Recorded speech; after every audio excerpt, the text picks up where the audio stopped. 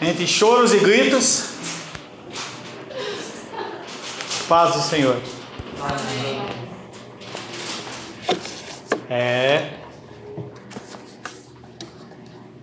E vem mais chegando, hein? Bom, estamos tratando nesse segundo período, dentro de o ser de Deus e seus atributos, sobre a misericórdia de Deus. Semana passada, nós falamos sobre a misericórdia do Senhor e citamos uma característica dela, que ela é imutável, ela não muda.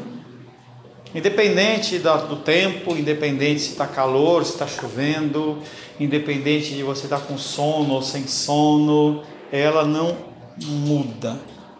Nós lemos o texto de Isaías 54:10, dizendo que porque os montes se retirarão, os outeiros serão removidos, mas a minha misericórdia não se apartará de ti. O Senhor está usando exemplos dentro de uma condição extrema, dizendo que mesmo que os montes se movam, a minha misericórdia ela continua ali, ela não muda. Tudo pode ser alterado, inclusive a conformação física da terra, mas a expressão da bondade de Deus através da misericórdia jamais será retirada daqueles quem Ele ama. É sobre todo mundo? Não é sobre aqueles que são filhos e aqueles que são filhas, aqueles que realmente confessam o Senhor como Senhor e Salvador na vida deles. Essa misericórdia ela não se muda, porque Deus ele fez um pacto que iniciou-se lá atrás com Abraão, Isaac e Jacó, e é extensivo a toda esta geração da qual eu e você fazemos parte, tá? Falamos também na semana passada que a misericórdia de Deus, além de imutável, ela é soberana. Não tem um poder que é acima, não há nada que possa acontecer que venha mudar, não há nenhum poder que possa dizer, não, por causa disso eu não vou ser, não. A misericórdia de Deus ela é soberana, tanto que, uma coisa que eu já falei para vocês e repito, faltar na igreja no dia do Senhor, exceto uma enfermidade grave, é misericórdia. Você age com misericórdia em relação a uma pessoa porque ela está precisando de um auxílio, de uma ajuda, de uma conversa, mas qualquer outra motivação não é aprovada pela palavra de Deus.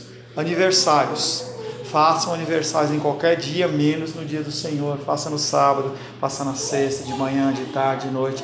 Dia do Senhor é o dia do Senhor, não é seu dia, é o dia do Senhor. Recebi uma mensagem de uma pessoa, eu não vou na EBD porque eu vou descansar. Não, negativo, a menos que tenha tido uma coisa extrema, nesse caso de misericórdia, não é aceito, não é por mim, mas é o que a palavra diz.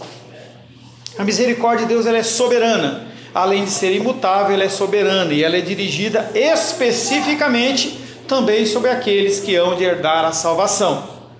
A diferença entre Deus ser misericordioso, e manifestar misericórdia. Não é porque Ele é misericordioso que Ele tem que executar, Ele executa porque Ele quer. Ele determina que Ele vai fazer. E não porque porque eu tenho misericórdia em mim, eu sou obrigado. Não há nada que possa forçar Deus a ser misericordioso. E na semana passada nós demos o exemplo daquela igreja que fala assim, nós podemos colocar Deus na parede, Deus vai ser obrigado a fazer o que eu estou ordenando. Esquece, isso não existe. Misericórdia e mérito são coisas que se excluem, foi outra coisa que nós falamos. A necessidade, o cunho do mérito, você tem direito ele exclui a ação da misericórdia. Também falamos na semana passada da manifestação suprema da misericórdia, que foi a vinda de Jesus Cristo para nos salvar. E aí nós lançamos uma pequena pergunta que até foi meio confusa. Deus ele executa a misericórdia dele porque Jesus Cristo veio? Ou Jesus Cristo veio porque Ele é misericordioso? E nós mostramos pela palavra que Ele não é, mesmo na condição de Cristo ter vindo e pago o preço, Ele não é obrigado a fazer. Ele faz porque Ele quer. Então a vinda de Cristo foi uma ação da misericórdia dEle. Falamos também na semana passada, falamos bastante coisa, a relação entre paciência e misericórdia. Paciência e misericórdia, eles andam juntos. É por causa da paciência que os homens não são punidos imediatamente. Mas misericórdia e paciência não são sinônimos. mas são condições que andam juntas. A paciência diz respeito primariamente a Deus, então Ele exerce a paciência nele, para que Ele não exerça o juízo sobre a sua vida, tá? E o que acontece com a misericórdia? A misericórdia é a ação sobre a sua vida. Então paciência Ele executa na vida dele, para não te destruir, não me destruir, e misericórdia Ele aplica sobre a minha vida e sobre a sua vida. E aí no final da aula nós começamos a falar sobre a relação entre misericórdia e juízo, que são duas coisas que não podem andar juntas. Ou Deus Ele é misericordioso e não pune, ou Ele pune e não tem misericórdia. Quando que Deus vai deixar de ser misericordioso e vai punir? No dia do juízo. No dia do juízo, o Senhor Ele vai agir sem misericórdia, porque Ele assim o determinou em eras anteriores e na eternidade eterna, assim, naquele dia a misericórdia acaba, e aí eu vou executar o meu juízo. Tiago 2,13. O senhor não olha para mim também, irmão Cláudio. Tá falando, mas eu estou olhando, o senhor está olhando para lá, mas não olha para mim, hein? Irmão Cláudio falou que vai mudar de lugar, porque eu não olho para ele, mas ele também não olha para mim, não. Só olha para a direita e a esquerda. Tiago 2,13. Porque o juízo é sem misericórdia para com aquele que não usou de misericórdia.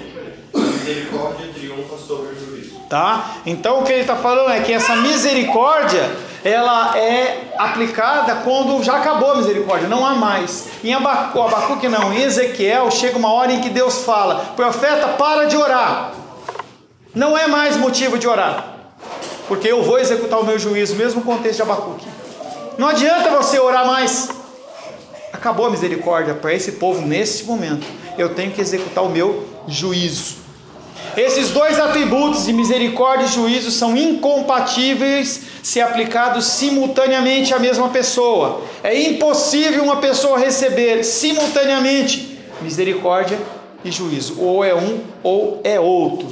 Se Deus Ele é misericordioso, Ele não pune. E se Ele pune, Ele não é misericordioso. Hebreus capítulo 10.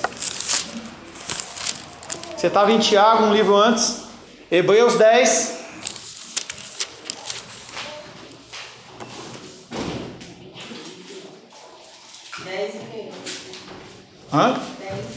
Hebreus 10. Sabedoria e poder. 10 quanto?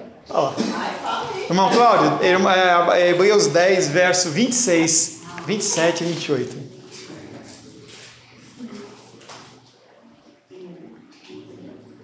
Porque se pecarmos voluntariamente, depois de termos recebido o conhecimento da verdade, já não resta mais sacrifício pelos pecados. Vai lá, até o 28. 28. Pelo contrário, Quebrantando-se alguém. não, dia Quebrantando alguém 27. a lei de Moisés, morre sem misericórdia, só pela palavra de 2 ou 3 testemunhas. De novo. Porque se vivemos deliberadamente em pecado, depois de termos recebido o pleno conhecimento da verdade, já não resta sacrifício pelos pecados. Pelo contrário, certa expectação horrível de juízo e fogo vingador, prestes a consumir os adversários. Sem misericórdia, morre pelo depoimento de 2 ou 3 testemunhas quem tiver rejeitado a lei de Moisés. Sem misericórdia, o pecador está perdido. Não tem o que fazer. Quando Deus decide mostrar a sua justiça em juízo, não há o que se possa fazer em favor do réu. Ele é condenado sem nenhum tipo de apelação. Hoje a gente vive vendo lá as apelações, o cara vai para uma instância, vai para outra, vai para outra, vai para outra, e enquanto não condenar em todas as instâncias possíveis, em toda forma, não pode prender. A única maneira do réu ser livre da punição é quando Jesus Cristo o substitui, tomando a punição para si. A única forma de você não ser consumido é o pecado seu estar sobre Cristo. Se o seu pecado não estiver sob Cristo, você vai ser condenado. Não há nada a ser feito. A misericórdia, ela triunfa sobre o juízo. Misericórdia e graça, a graça que nós vamos ver na semana que vem. Qual a relação de uma com a outra? Como veremos a partir da semana que vem, a graça e a misericórdia são aspectos diferentes da mesma bondade de Deus. Ou, elas são os dois lados de uma mesma moeda. Enquanto a graça, positivamente falando, é a concessão de favores aos pecadores. Graça quer dizer concessão de um favor a você. Você não merece, mas Ele dá. Você não merece a salvação e Ele te concede. Isso é graça. Misericórdia é não apresentar o quê? Não jogar sobre a sua vida a punição. Então nós temos uma moeda que de um lado é não aplicar punição, do outro lado é conceder um benefício. Nenhum nem outro nós merecemos, mas Ele concede os dois. Amém. Graças a Deus. Tá? Se o Senhor Ele só não nos punisse pelo que nós fazemos, já seria tremendo. Além disso, Ele nos dá prêmio. É como se você tivesse cometido um delito qualquer e além da pessoa não te prender, ela te concedesse o que é um presente. Uma vez o André deu esse exemplo. Você está dirigindo o seu carro, aí você, bumba, bate na traseira de um carro. O cara desce do carro e fala para você assim: o culpado foi você. E você fala assim: eu sei que o culpado sou eu. Mas você não precisa pagar nada não. Misericórdia. Melhor, eu vou mandar arrumar o seu carro. Melhor ainda, eu vou te dar um carro novo. Graça. Você entende como nós estamos longe? Quando alguém invade a nossa zona de conforto, quando alguém pisa no nosso calo, você voa no pescoço da pessoa. Quem você pensa que é? Você sabe, aqui em Brasília é claro, é fácil isso, né? Você sabe com quem você está falando? Imagina a figura de Cristo na condição que Ele estava. O que Ele poderia ter feito com Pilatos, com aquela turba, com aquelas pessoas que estavam chicoteando. Imagina, o autor da vida, aquele que Deus falou, haja luz, e Ele fez assim, ó, Deus, você quer que faça a luz? Puf! Naquele contexto, o que Ele poderia ter feito? É uma passagem interessante quando está vendo ali no Monte Getsemane, aquela prisão de Cristo, e aí Pedrão pega a espada e corta a orelha de Malco. Aí Jesus fala: ô Pedro, se eu quisesse, eu chamava, sei lá quantas legiões de anjos lá, não me foge o número certinho, mas cada legião era baseada no número da legião romana. Ele podia chamar mais de 30 mil, 40 mil anjos se ele quisesse. Imagina, se um anjo lá em Davi, se você não leu a Bíblia, você está perdido, né? Porque eu vou de um lado para o outro. Lá em Crônicas, quando Davi manda somar as pessoas que o anjo mata mais de 70 mil pessoas. Imagina toda essa legião de anjos. Eu posso chamar, não lembro quanto que era, se era 30 legiões, não lembro. Tantas legiões de anjos. E mesmo assim ele fala, ele tinha a autoridade dele e não toma posse dessa autoridade. Enquanto a graça, positivamente falando, é a concessão de favores aos pecadores sem que estes mereçam, a misericórdia é Deus deixando de dar ao pecador aquilo que ele realmente merece, a punição pelos seus pecados. A graça contempla os seres humanos como pecadores culpados e condenados, ao passo que a misericórdia os vê como miseráveis, necessitados e carentes de perdão. É por isso que a gente é livre do pecado, porque a gente precisa. Como que você aplica a misericórdia? Até então nós estamos falando sobre um monte de conceitos, mas como eu coloco isso na prática na minha vida? Primeira coisa, você tem que reconhecer de onde vêm as misericórdias. Não é do teu pai, não é da tua mãe, não é do teu irmão, da tua tia, não é de ninguém, não é de um governo, não é de um órgão público. Todas as misericórdias vêm do Senhor. Primeira coisa que você tem que entender é que toda benécia que acontece na sua vida, ela provém de Deus. Nós somos abençoados, tudo bem, mas vem de onde?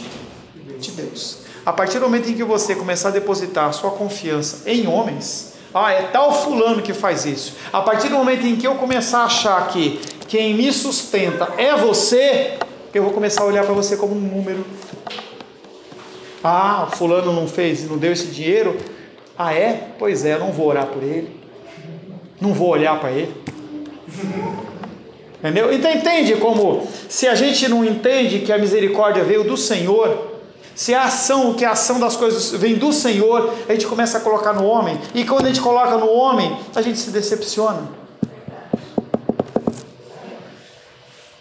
Daniel 9:9.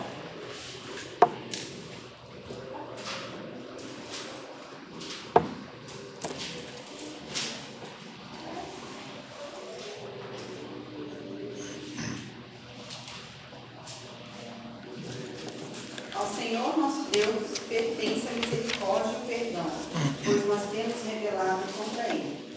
Daniel era encontrado como que tipo de homem? Quem era Daniel? Você já leu Daniel? Quem era Daniel? Era jovem. Perante Deus e perante os homens ele era encontrado como... Ele era o quê? Pessoa justa. Temente a Deus, fiel a Deus. As suas obras, todas elas eram boas, excelentes. Tá? Por que Daniel está falando ao Senhor, nosso Deus pertence a misericórdia e perdão, pois nos temos rebelado contra ele? Ele está rebelado contra Deus? Daniel está rebelado contra Deus? Não. Tem a figura dele como pecador, normal. Mas a ação de Daniel, dentro do livro de Daniel, você identifica uma pessoa como maligna? Não. Por que ele está falando? Nós, pois temos nos rebelado contra ele. Ele está identificando o pecado da nação e está falando: se o Sebastião está fazendo, a culpa é minha. Se o irmão Cláudio está fazendo, a culpa é minha. Ele está puxando para ele esse ônus do pecado. Da mesma maneira que o Cláudio merece punição por esse pecado, eu também mereço. Mas eu reconheço no Senhor a misericórdia e o perdão. Ele não confia em homem, mas ele confia em Deus. O profeta Daniel não reluta em reconhecer que a misericórdia, antes de tudo, uma prerrogativa divina, parte de Deus. O homem pecador é passível de punição porque os seus pecados merecem. Cabe a Deus, contudo, um tratamento misericordioso se ele quiser. Então é obrigação dele. Nós já falamos sobre a misericórdia, que Deus ele é soberano na sua misericórdia. Ele aplica misericórdia para quem ele quiser. Ah, ele é ruim por causa disso. Não, ele faz o que ele quer. Ele não tem que dar satisfação a mim e a você. Perceba que misericórdia e perdão são termos que se completam. Não existe perdão sem misericórdia. Você merece o quê? Punição, destruição, morte. Mas Deus te perdoa. Por quê? Jesus Cristo morreu em seu lugar. Por Deus ser misericordioso, ele perdoa. Por isso o escritor bíblico reconhece: contigo, porém, está o perdão e a misericórdia. Ambos, misericórdia e perdão, indicam que Deus, pela sua bondade, suprime a imposição da penalidade do pecador. Por que suprime? Porque você merece, ele pode aplicar a hora que ele quiser. Não, mas Jesus Cristo morreu por mim. Se ele quiser, ele fala: não, independente disso, você vai ser punido. E ninguém pode falar que ele é injusto. Você entende o que é soberania? É algo que é acima do teu entendimento, do teu pensamento, acima daquilo que você acha que é certo ou que é errado. Não importa o que você acha. As pessoas, elas têm vivido numa sociedade em que elas acham que sim, eu importo. Não, você não importa. Enquanto as pessoas acharem que elas são importantes, que elas importam, esse tipo de problema continua. Porque elas acham que elas podem cobrar Deus de situações e elas não podem. Estava conversando com um casalzinho e eu olhei para a noiva e falei assim: você acha que você pode esperar o que dele?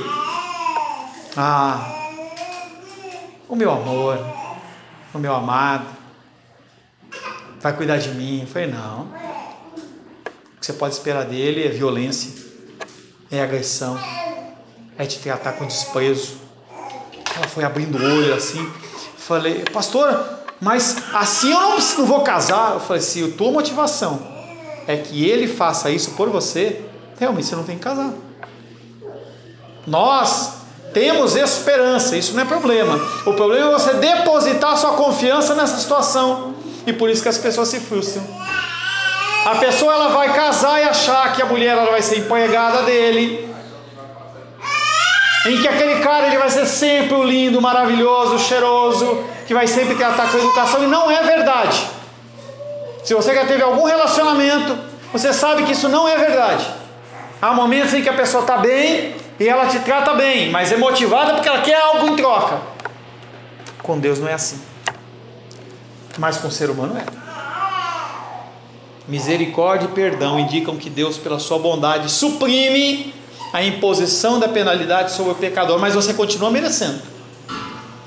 Você continua merecendo. Segunda aplicação: suplique, peça, implore pela misericórdia do Senhor. Se ajoelhe, dobre os seus joelhos. A gente vê os jovens com a moda lá, o Felipe parou de vir, né? Com a moda da calça rasgada. Aproveita e ajoelha com a calça sem estar rasgada. Depois você rasga ela naturalmente, tá? Fica de joelho e fala: Deus, tem misericórdia de mim. Lembra do cego, Bartimeu? Jesus, filho de Davi, tem misericórdia de mim. E as pessoas olhavam para ele e falavam o quê? Cala a boca. E ele fazia o quê? Jesus, filho de Davi, tem misericórdia de mim. Cala a boca. E ele ia subindo, porque ele sabia em que ele poderia depositar a confiança nele. Para quem que você tem que suplicar as misericórdias? Primeiro, para você mesmo. Você precisa da misericórdia de Deus. Não, pastor, mas eu estou bem de vida, eu tenho uma conta bancária estável, minha saúde está tranquila, os meus entes queridos estão bem, entendeu? Eu vou deixar para outro. Não, clame primeiramente para você.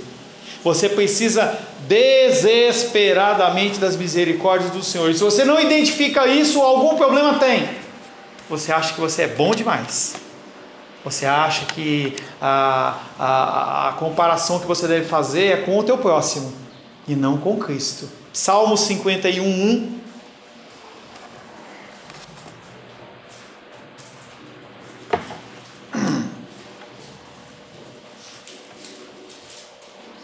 Compadece-me.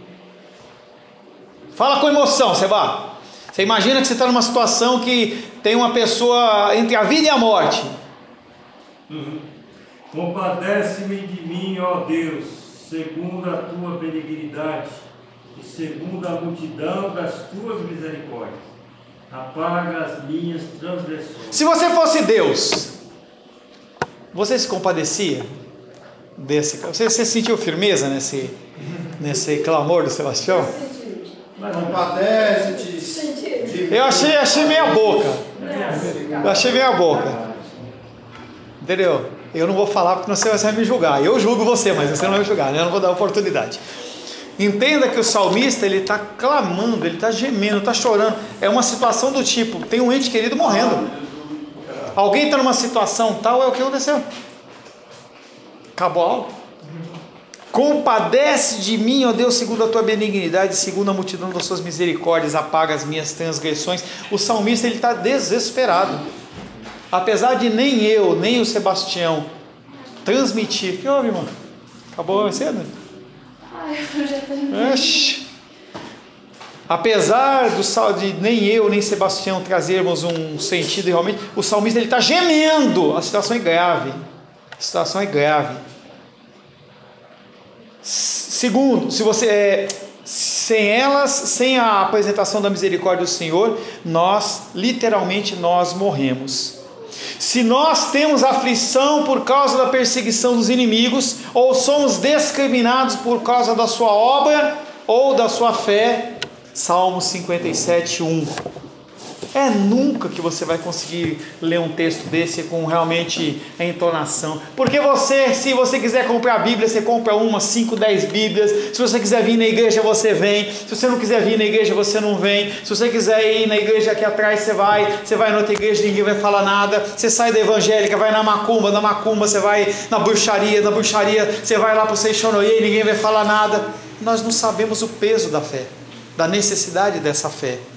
Mas se você tem aflições por causa da perseguição de inimigos, que era o que o salmista Davi ele estava vivendo, em que ele não podia parar um dia no lugar que alguém fala: ó, Saul, Davi está lá, manda soldado, esconde na caverna, não tem o que comer, tem frio, tem a oportunidade de matar Saul e não pode porque Deus não permite, e ele está naquela angústia, aquele desespero, longe da esposa, longe dos filhos. Salmo 57:1. Tem misericórdia de mim, ó Deus, tem misericórdia, pois em ti a minha alma se refugia. À sombra das tuas asas me abrigo, até que passem as calamidades. Gabriel foi um pouquinho melhor, ele até engasgou, entendeu?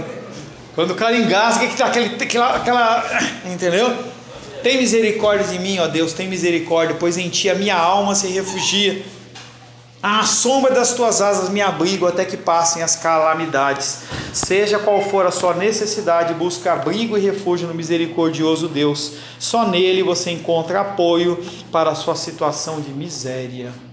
Pastor, eu não sou miserável, você é miserável. Para que você receba a misericórdia de Deus, você tem que entender que você é miserável. Eu sou miserável. Você consegue falar isso? Eu sou miserável. Eu sou miserável. Você não consegue falar porque você acha que você não é miserável, você acha que você é bom. Você acha que a tua situação é uma situação ótima, entendeu? Está tudo certo, está tudo beleza, eu estou na igreja, eu fui batizado, se eu morrer agora eu vou ver o Senhor. Misericórdia para você mesmo, você tem que treinar isso, hein? Olhar no espelho e falar: miserável, miserável, miserável, miserável, miserável. Mas não olha e coloca a fotografia do marido lá não, tá, Raiane? Miserável, miserável, miserável, miserável. Para os outros, tá? Tanto você necessita de misericórdia como os outros. Mas eu digo para você que se você não entender que você é miserável, dificilmente você vai conseguir olhar para o outro. Porque você vai fazer as suas medições numa medida errada. Você tem que primeiro reconhecer que você carece da misericórdia do Senhor, porque você é miserável. Dentro da minha condição, eu sou miserável. Essa noite foi interessante não. Falei para vocês que a Rosângela está com febre, eu estou brigando com ela, ver se ela vai no hospital. Mas essa noite me veio um sentimento de morte. E aí, conforme eu sonhava da Rosângela, eu acordando, uma série de situações meio assim, tenebrosas, eu só ia repreendendo, né? Mas, como hoje eu chegando em casa, ela não tivesse. Você entende que eu não mereço, mas mesmo assim o Senhor, Ele mantém? Por causa de família, por causa de toda sorte de constituição, por causa de igreja. Essa situação é uma situação que é a misericórdia de Deus. Então, sem a misericórdia de Deus, eu sofro e padeço. Para que você possa interceder para o outro, você tem que entender que você também precisa. As pessoas que menos oram pelos outros são as pessoas que não oram por si, porque acham que não precisa. Não vou orar. Eu não vou orar por mim, não. E aí o discurso que eu ouço é: Deus sabe o melhor. Não, a pessoa não quer pedir. Nós temos que pedir, a palavra de Deus nos ordena. O problema é que nós não podemos direcionar as nossas petições única e exclusivamente para as nossas necessidades. Mas nós temos que pedir. Quando você pede a Deus, você está falando: eu não consigo. Você está declarando o quê? Eu sou miserável.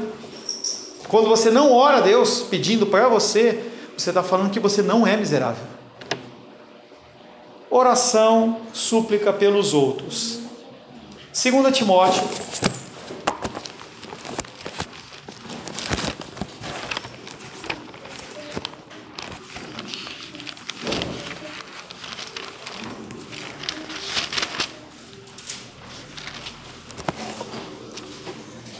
Segunda Timóteo capítulo 1.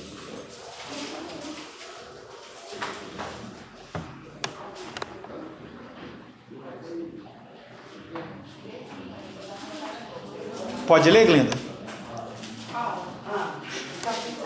Te peguei, né? 2 Timóteo, capítulo 1, verso 16, 17 e 18. Conceda ao Senhor misericórdia à casa de Onesíforo. Porque muitas vezes me deu ânimo Me deu ânimo e nunca se envergonhou das minhas algemas. Antes, tendo ele chegado a Roma, me procurou solicitamente até me encontrar. O Senhor lhe conceda, naquele dia, achar misericórdia da parte do Senhor. Tá? Nesse texto de 2 Timóteo, quem está escrevendo 2 Timóteo? Paulo. Para quem? Para Timóteo. Para Timóteo. Timóteo era quem? Pastor. De onde? Timóteo era pastor de Éfeso. Antes ele era discípulo de Paulo. E aí ele foi ser pastor na igreja de Éfeso. Já contei isso para vocês. Timóteo, ele era um pastor muito jovem, era uma pessoa da idade do Felipe, um pouco mais velho, e ele estava numa igreja de uma igreja mais de anciãos e de idosos. E ele era massacrado, porque as pessoas, ele falava as coisas, as pessoas falavam assim: você é muito novo, entendeu? E aí ele começa a gemer e começa a querer abandonar o ministério. E aí 1 Timóteo, 2 Timóteo, o objetivo de Paulo é: levanta aí, vamos aí que você consegue, entendeu? Força, vamos, entendeu? Vamos, não para não, tá? Se alguém perguntar para você o que é 1 Timóteo, 2 Timóteo, é isso. Vamos, entendeu? Nesta carta, o apóstolo Paulo está escrevendo a Timóteo sobre a ação da oração de misericórdia sobre terceiros, e ele cita em especial a figura de Onesíforo, que era um homem que ajudava Paulo, em que tinha um certo cuidado com Paulo. Paulo sempre lembrava de irmãos pedindo a compaixão de Deus sobre eles. Então, em outras situações, quando foi levantado ofertas para ajudar as igrejas, o apóstolo Paulo fala: olha, tal igreja, ela foi abençoada, ela está ajudando, mas vamos orar, vamos abençoar. E ele sempre se preocupava em orar pelos outros.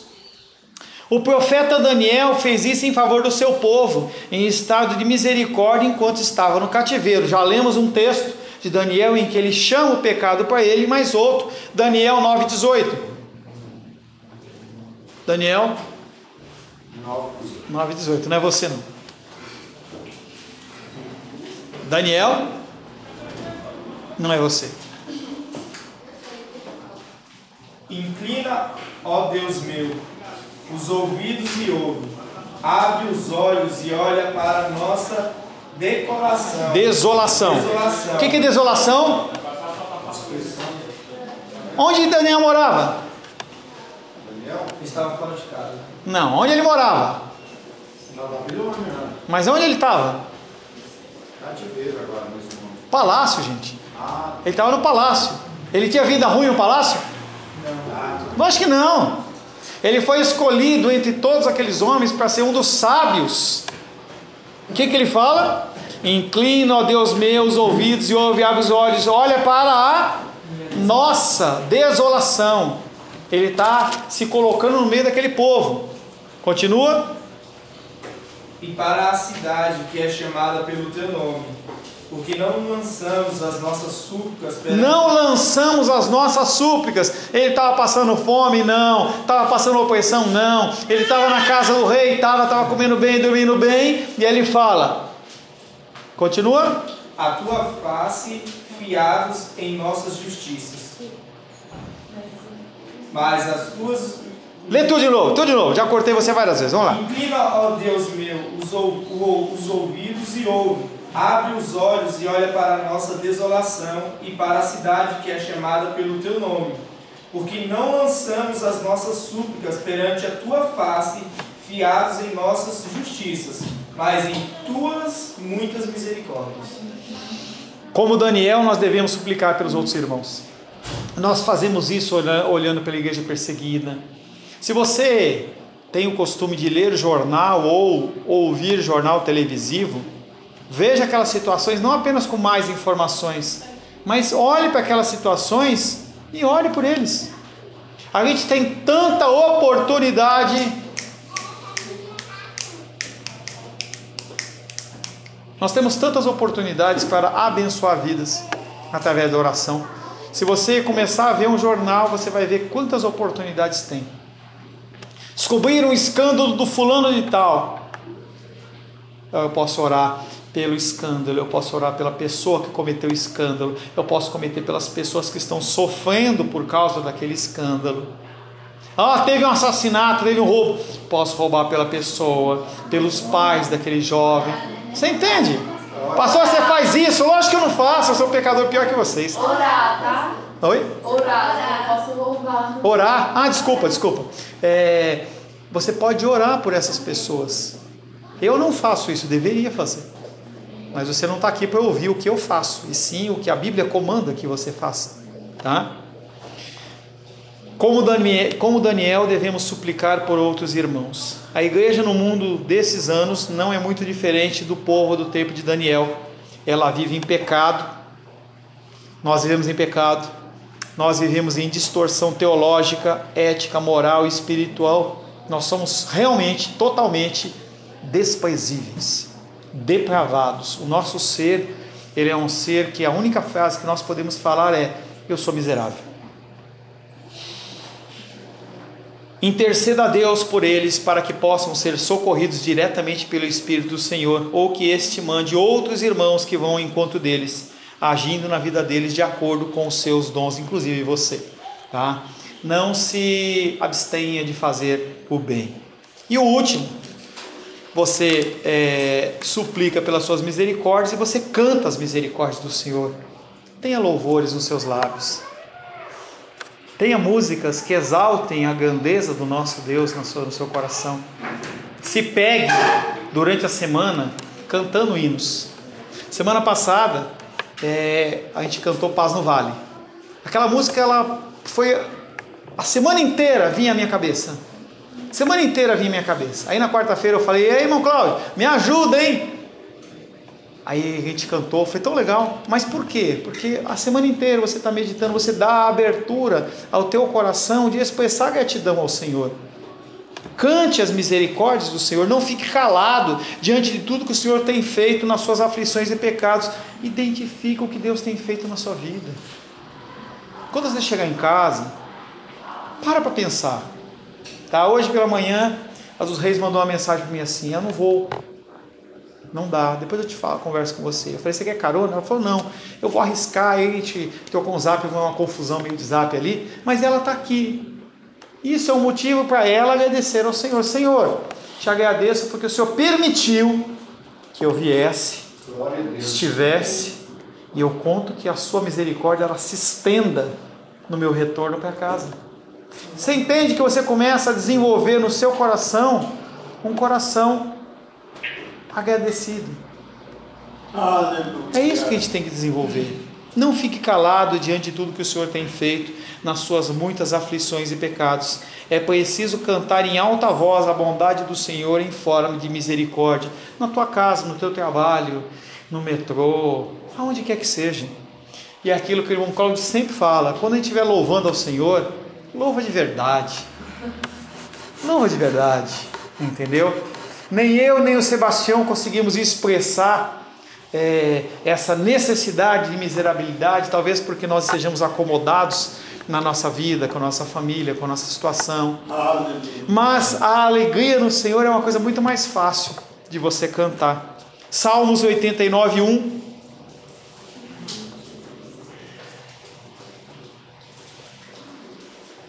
Cantarei para sempre as tuas misericórdias, ó Senhor. Os meus lábios proclamarão a todas as gerações da tua fidelidade. Vamos de novo? Qual? Salmos 89, 1, todos juntos. Se você não achar, repete comigo. Achei. Salmos 89, 1. Cantarei para sempre. Vamos lá, gente. Cantarei para sempre as tuas misericórdias, ó Senhor. Os meus lábios a todas as gerações a tua fidelidade. O que é isso? Você falar para as pessoas do que Deus tem feito na sua vida. Glórias a Deus. Não se esqueça de proclamar aos seus filhos, aos seus netos, aos seus sobrinhos, aos seus pais, aos seus irmãos, as misericórdias do Senhor. Eles precisam saber quem é o seu Deus. Tem um versículo que diz que como que eles vão conhecer se não há quem pregue? Como que eles vão conhecer? Como é que eles vão saber que o que você tem vivido, ele é fruto da misericórdia de Deus e não do seu esforço físico apenas? As pessoas, elas precisam que você testifique sobre as misericórdias do Senhor. Senhor, em nome de Jesus, agradecemos a Ti mais uma vez, Pai, porque o Senhor pôde nos conceder a graça e a misericórdia durante esses domingos em que nós podemos ouvir sobre os Teus ensinamentos. Que nós não possamos apenas aprender ou ter ouvido, mas que nós possamos colocar em prática. Nos ensina, Pai, a ter misericórdia para com o próximo, que nós possamos, Pai, que louvar, adorar e bendizer o Teu nome, reconhecendo todas as Suas misericórdias. E melhor que isso, reconhecendo e entendendo que as misericórdias do Senhor não têm fim. Agradecemos pelo tempo que estudamos sobre a misericórdia do Senhor e pedimos que o Senhor nos abençoe, Pai, na semana que vem no estudo sobre a graça do Senhor. Oramos, Pai, em nome de Jesus. Amém. Graças a Deus.